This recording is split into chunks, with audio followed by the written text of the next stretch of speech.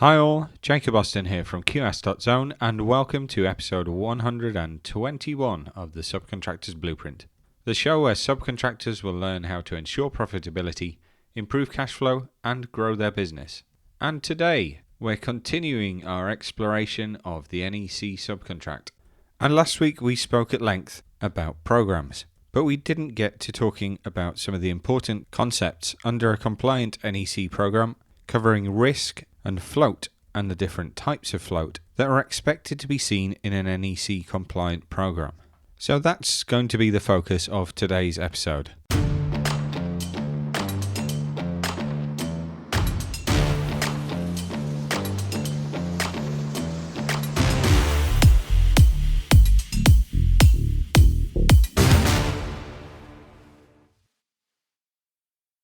So welcome aboard, and we're going to start the show with time risk allowances. Now these are a distinctive feature in NEC programs. And a time risk allowance is basically a kind of contingency, time that's included within a specific activity's duration or between activities to cater for the risk of delay within that activity. These are for things that are your liability. And in NEC terms, that means risks that aren't compensation events and items that don't appear in the contractor's liability under the subcontract. The most common example of what a TRA might cover is weather variation. And that's because under the subcontract, you carry the risk for weather up to the 1 in 10 year average. Now, weather events obviously occur a lot more frequently than 1 in 10 years. So what the contract tells you to do is to build in the risk for that weather into your program. It should also cover things like productivity uncertainty, minor design development risks, or other perhaps foreseeable delays that you as the subcontractor are responsible for managing. And the NEC program clause explicitly requires that programs show provisions for time risk allowances, and these need to be separate from float. And the reason is to encourage realistic planning. A program with zero allowances is likely to be optimistic and could be deemed not practicable or unrealistic, and that is a reason for non-acceptance of your program. So by showing TRA, you're demonstrating that you've built in time buffers for your own risks and thereby increase the confidence that plan completion can be achieved by the date you're saying. The NEC 4 guidance says that these allowances are owned by the subcontractor as part of its realistic planning to cover its own risks, and therefore they're retained by you in any assessment of delay to planned completion. So when a compensation event is awarded, your time risk allowance gets maintained. So that means you keep that reserve in the bank for your own risks, and it's not used up by the employer or the contractor in events that they've caused. Now, showing TRA is a slightly different matter because there's no explicit way laid out in the contract that tells you what to do with it. It just needs to be shown clearly. So you might do that by extending certain activity durations and stating how much you've included within it, or by including separate buffer tasks linked to certain activities. Either way, it needs to be identifiable. If you're going to include your TRA within your activities, then good practice is to indicate in a column or in a note how much TRA is included for each activity. An activity might have a 20-day duration, and in the column you're indicating TRA for weather risk of 5 days. This helps the contractor see what you're including. It gives transparency, and the contractor can then agree that the allowances are reasonable and you've thought about them, and then move on. Just including a lump sum of TRA at the end of the program is a method that's discouraged because it's then not clear which risk and which program items you're including TRA against, and so it distorts what your program looks like, and it looks more like terminal floats than a time risk allowance.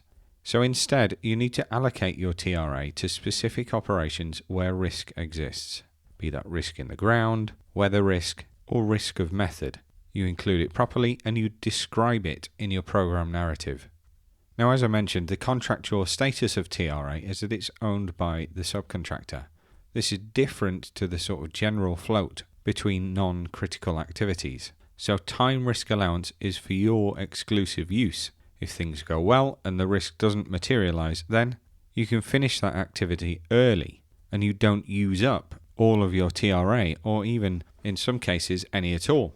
That means that on your next program you can bring forward the planned completion date, and it creates more terminal float ahead of the contract completion date. And again, that's float that you're going to retain. But on the other hand, if the risk does occur, then the TRA is there to try and absorb it, with the idea being, even if the risk happens, then the activity still finishes as planned without affecting other areas of the program. And that's exactly what it's there for. Now, we mentioned compensation events, and if a compensation event occurs on an activity that had a TRA, the TRA can't be used to offset the delay caused by that compensation event. The entire impact of the compensation event is assessed by moving the activities to the right, and the TRA is included in that. The logic is that that TRA is your risk, your cushion for your own risks. It's not a free gift to the contractor or the client for them to absorb their risks against. Let's put that into context. If a compensation event delays an activity, and suppose that activity on the critical path has 5 days of TRA built into it, and there's no float because it's a critical path activity. So the compensation event delays that activity by 5 days. So the activity, including its TRA, finishes 5 days later than planned, which pushes out planned completion by that same 5 days. In that case, you're entitled to a 5-day extension to the completion date. The contractor can't say, oh, there were 5 days of TRA, so that just covers up the event and it doesn't affect the schedule. Again, that 5 days is there to protect you from your own uncertainties, and that's supported by compensation event clauses 63.5 and 63.8. Including reasonable TRAs on critical or near critical tasks can actually benefit you as the subcontractor in 2 ways. It makes the program realistic. It avoids over-optimism that can potentially bite you in the backside at a later date. And secondly, if the risks don't occur, then it generates additional terminal float, which is where the project finishes earlier than required, and it's float that you control. But there is a balancing act to take into account, because very large TRA on the critical path will push out planned completion unnecessarily. And whilst that is your own float, it might unexpectedly mask events that you would otherwise be entitled to a compensation event for. Plus, it also puts you in kind of a pressure situation if activities without TRA are delayed, because maintaining the same logic, that's going to nudge your program into delay. That's where your planned completion is later than your contract completion. And TRA that's on your critical path is more likely to be scrutinized by the contractor. They wouldn't want you to omit it all because it then becomes too optimistic, but they don't want you to include excessive TRAs on the flip side of it.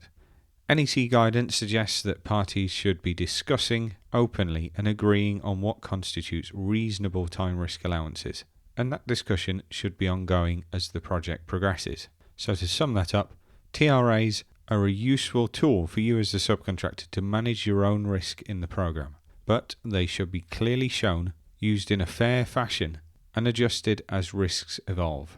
Programs without TRAs are very likely to be deemed unrealistic and then be rejected, and the whole point of them is that they give you breathing room to handle minor issues without jeopardizing the completion date. And remember that the TRA belongs to you. If the sky stays clear and nothing goes wrong, then ultimately those allowances come back to you, meaning you finish early or you gain more terminal float. Now let's move on to the concept of float.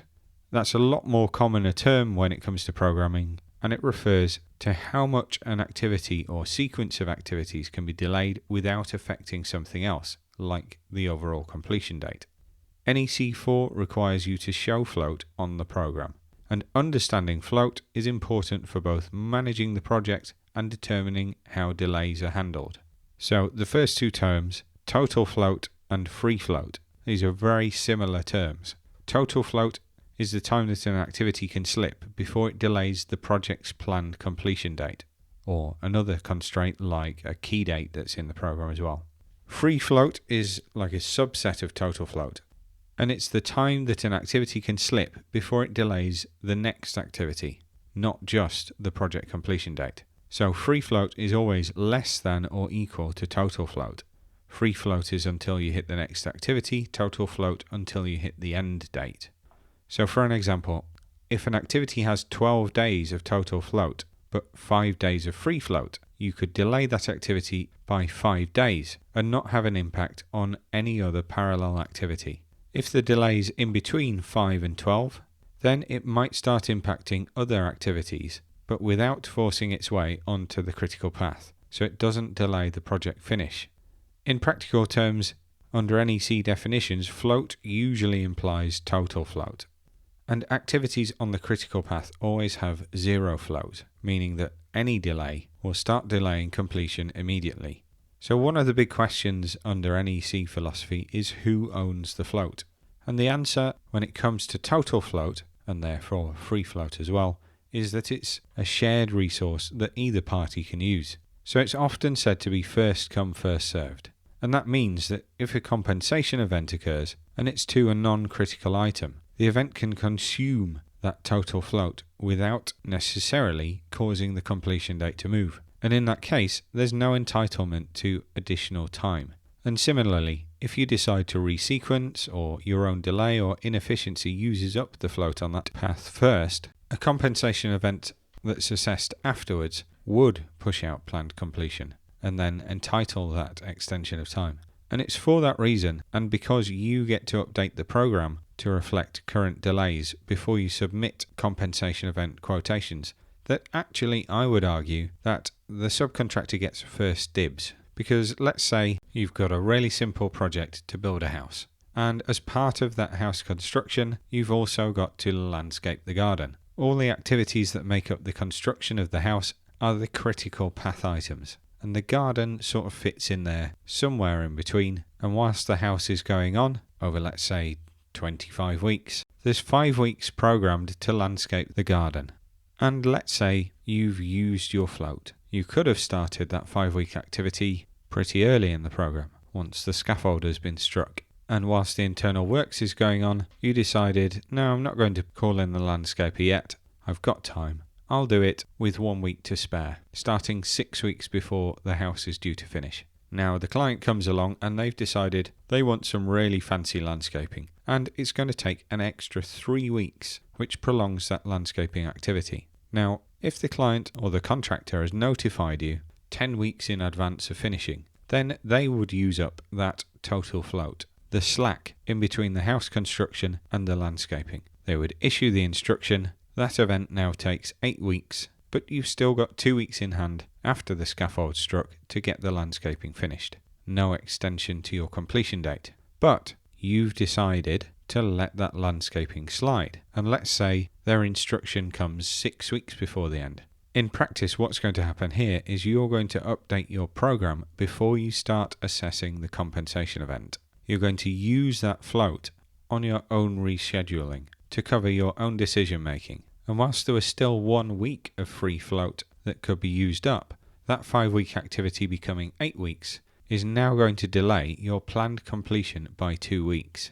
And because it's you that updates the program, you get to carry out your resequencing first, and you're not punished for letting that landscaping activity slip. And that's what I mean by you as a subcontractor getting first dibs on float in the program. Your client or your contractor has still had the benefit of some of the free float because their delaying event was 3 weeks and completion has only gone out by 2 weeks. But importantly, you're not being punished for letting that activity slip. So in practice, total float isn't exclusively owned by either party. It benefits whoever's delay is notified first. The other important concept is terminal float. And terminal float specifically refers to the difference between planned completion, which is when you think you can finish the work, and the completion date, which is your contractual deadline for getting done. Now, if you think you're going to finish 2 weeks early, say, you're going to reflect that on your program and you're going to generate 2 weeks of terminal float. That float is your headroom before damages start to apply. And terminal float is regarded as being owned by the subcontractor. It's not available to be used by compensation events. And that's a significant point. And it means that if you build in some cushion at the end of your program and an employer's risk event occurs that would ordinarily consume some of that cushion, the NEC contracts approach is to give you an extension of time rather than let that cushion be worn down. And so essentially, you keep the benefit of finishing early. So let's consider another example. You've got a project and the completion date is the 31st of December, but your accepted program shows planned completion on the 30th of November. So you've got a whole month of terminal float.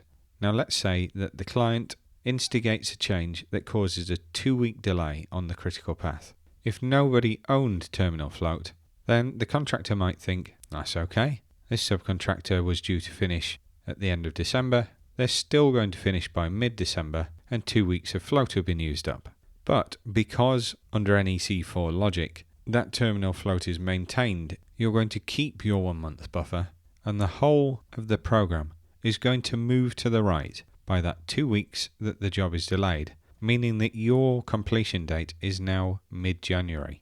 So if you are going to save 4 weeks of prelims by working really hard and getting the job done an entire month faster than you needed to, then the contract says just because the client has delayed you, you shouldn't lose that 4 weeks. And how that's described in the contract is that a delay to the completion date due to a compensation event is assessed by how much later planned completion is compared to what it was on the previous program. So if planned completion moves by 2 weeks, then contract completion moves by 2 weeks as well. That process is there to incentivize the client and the contractor to avoid causing delays, because they can't just use up your terminal float without granting an extension. So having some terminal float is advantageous. It provides you breathing room to avoid delay and damages if things go off track. And it means that even minor employers' delays will definitively lead to additional time. So to sum up the different types of float, you've got free float, which is the time that an activity can slip without delaying a next event. You've then got total float, and that's time that an activity or a chain of activities can slip without delaying planned completion of the work. And you've got terminal float. This is the float generated by you working efficiently, by you implementing the equivalent of a target program, and that terminal float is owned by you.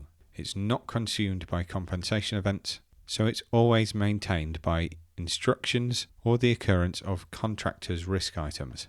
Now, one thing that I haven't mentioned is assessing compensation events against the program and the importance of having a current accepted program. Because if you haven't got an accepted program, then the contractor can assess the time effects of compensation events.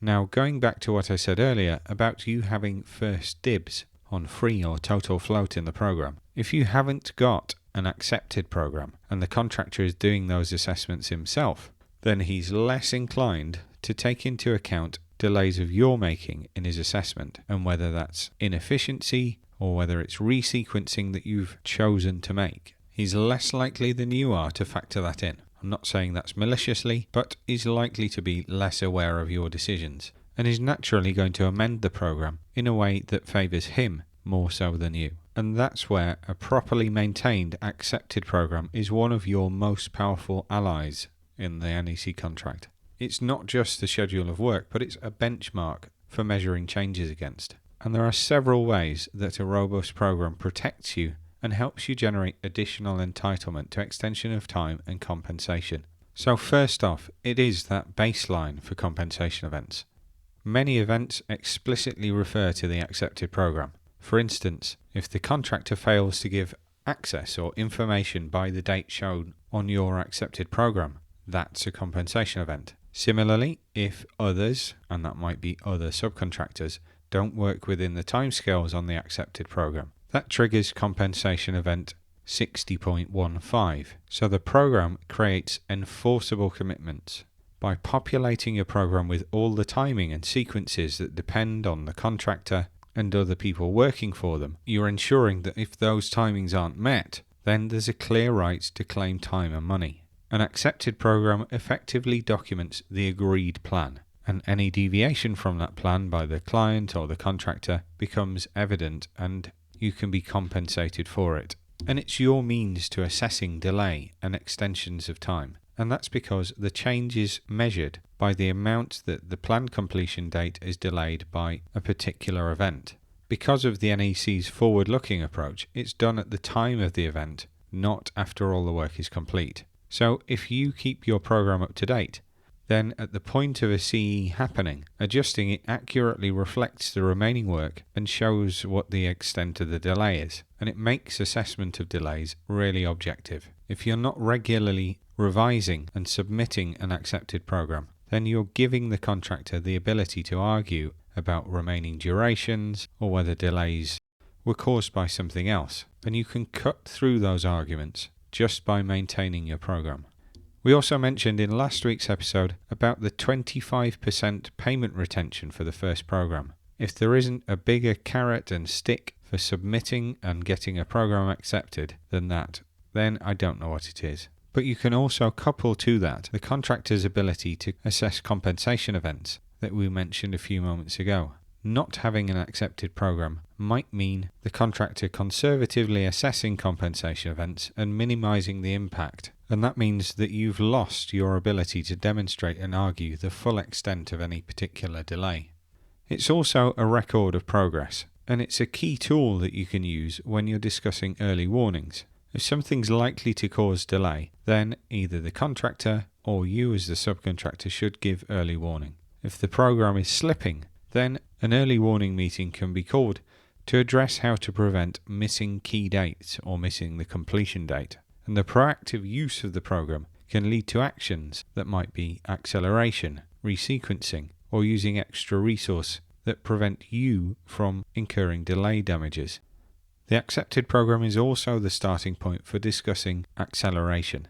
Clause 36 about acceleration involves you providing a quotation and a potential revised program, if it's instructed, showing the earlier completion date and changes to key dates. The accepted program is the starting point for those discussions. It identifies what the critical path is and how much it needs to be accelerated by. And agreed acceleration, which is a mutual agreement, as in the contractor can't impose it on you, will result in a new accepted program with revised dates. That means that you are only held to accelerated dates if you've been compensated for them and the program is adjusted alongside it. And again, the program is there to protect you by formalizing those changes. And the biggest strength of all of the accepted program is that it holds both parties transparently to account. You start with a plan. You identify dates that the contractor has got to do X and Y by. Each section that they give you access to, each activity that they complete and hand over to you, if they give you materials, if they give you design information, those dates need to be on your program. And the moment one slips, you're then entitled to a compensation event. That removes a lot of he said, she said about delays. But to get your hands on those entitlements, you've got to treat the program as a living document. You've got to update it on time, and that means within the window that the contract tells you, and at any other point you're instructed. You've got to include those relevant details. Treat it as the ultimate record to demonstrate this is what happened, this is when it happened, and this is the impact of it. A well-maintained program also builds your credibility. If the contractor sees that each update is thorough and good and honest, not only are they more likely to accept them without a dispute, but it means when it comes to assessing a compensation event, they're more likely to trust your assessment of it so that you can be compensated properly. The NEC mantra is that the program is a management tool, not just a contract requirement. And when it's used well, it holds people to account, but it also guides them in making effective decisions. For example, if a delay is shown, it prompts how can we recover that delay, not just who bears the cost of it. And if you use it to document your plan and your progress, then if you are delayed by others, it's plainly visible so that you can obtain extensions of time in a logical and objective way rather than one big sum up at the end. And so if you treat the program as your friend, invest time in it, invest effort in it, then it will pay you back by minimizing disputes and helping you to secure your entitlements against changes. And there we have it. Today we've covered time risk allowances, free float, total float, terminal float, and what they mean to you as a subcontractor. and more importantly, how you can use those different components along with the key pieces of information that you need to show on your program to both protect yourself and to demonstrate entitlement to additional time under the subcontract. And so I hope you've got something positive out of today's show. My mission with the podcast is to help the million SME contractors working out there in our industry. And I really need your help to spread the word and share the show so that I can help as many subcontractors as I possibly can to manage and understand their contracts properly. And so if you could share the show with just one person who'd benefit from hearing it, then I'd appreciate that incredibly. And thanks for tuning in. If you like what you've heard and you want to learn more, then you can also find us at www.qs.zone. And we're also on all your favourite socials, again, at qs.zone. Thanks again. I've been Jacob Austin, and you've been awesome.